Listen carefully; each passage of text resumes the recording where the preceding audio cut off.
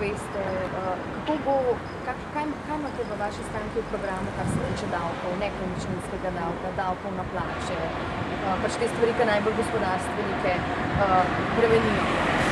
Ključno sporočilo Slovenske ljudske stranke na letošnjih volitvah je nobenih novih davkov. Slovenski ljudski stranki smo v zadnjem mandatu uspeli preprečiti krivičen nepremičninski davek. To nam je uspelo pomoči 80 tisoč podpisov ljudi in to je ključno sporočilo našega programa. Poleg tega, da ne bo novih davkov, bomo za 200 milijonov znižali davke na delo, na takšen način omogočili, da ne bo pritiska na zajamčene plače, ampak da bo od tistih ljudi, ki delajo, država enostavno manj imala, da bodo ljudje lahko preživeli. In nasplošno, tisti, ki danes vidijo rešitev Slovenije v novih davkih, se motijo, mi vidimo rešitev v več dela, dobrih plačah in v zaposlovanju. Zato bo Slovenska ljudska stranka naredila vse za to, da bo vzpostavljeni pogoji za gospodarstvo, na osnovi katerega bo več dela in bo Sloveniji šlo na bolje. Pa kako boste imeli davki na delo, davki na plače, verjetno, ne? To boste razbremenili. Za koliko? Kdaj?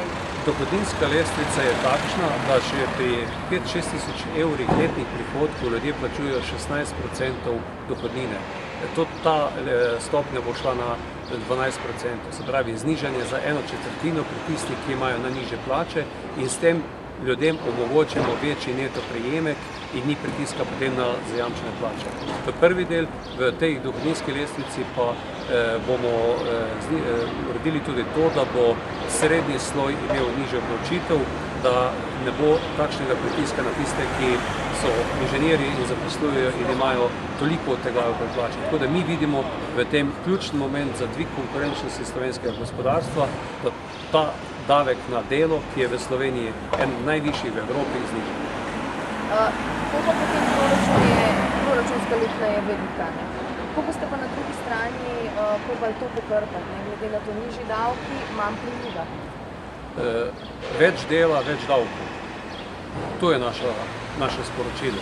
Mi moramo vzpostaviti pogoje, da bomo več delali in ko bodo ljudje zaposleni, ko bodo plačali v pokojninsko blagajno, ko bodo plačevali v zdravstveno blagajno, namesto da bi bili prejemniki socialne pomoči, bo tudi izračun bilanca v proračunu boljša. Na drugi strani pa je enostavno potrebno na odhodkovni strani skozi deregulacijo države, skozi ukinitev nepotrebnih opravil in s tem tudi nepotrebnih stroškov, enostavno tudi odhodkovno stran znižati. Vendar ključ te sanacije državnega proračuna je v tem, da bo več Slovencev delalo in da bomo na takšen način zbrali več davkov in tudi uravnovesili inflacijo. Pa kako zagotoviti več dela, ne? Glede na to, da gospodarstveniki, podjetniki vsi kričijo, ne moramo več, pa bomo šli do sedeža firm in se tujino. Na kakšen način?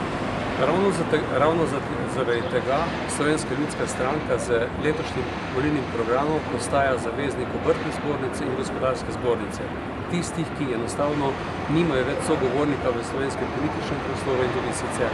Mi to želimo biti in se zavedamo, da tako kot ljudje na kmetijah, obrtniki doma, mora se tudi v državi več narediti. In to je ključno sporočilo, ki ga je potrebno uresničiti skozi delo. Kar se tiče dela, kje ga najdemo. Najprej, kot sem rekel, prva točka je, da moramo vzpostaviti konkurenčnejše okolje in bodo za delo poskrbeli podjetniki, ne država. To je ključna napaka tistih, ki govorijo, da bo država poskrbela za delo. To je narobe. Država mora poskrbeti za ugodno konkurenčno gospodarsko okolje, zmanjšati birokratske ovire, znižati davčne pritiske, predvsem na strošek dela. Tam, kjer pa država lahko naredi korake naprej, pa je na črpanju evropskih sredstev, tudi ta zadnji zagon gospodarstva, ki je v veliki meri v gradbeništvu plod nekega dela, ki sem ga sam pričel tudi v vladi v letu 2012 in omogoča danes več investicij na terenu. To je prvi del.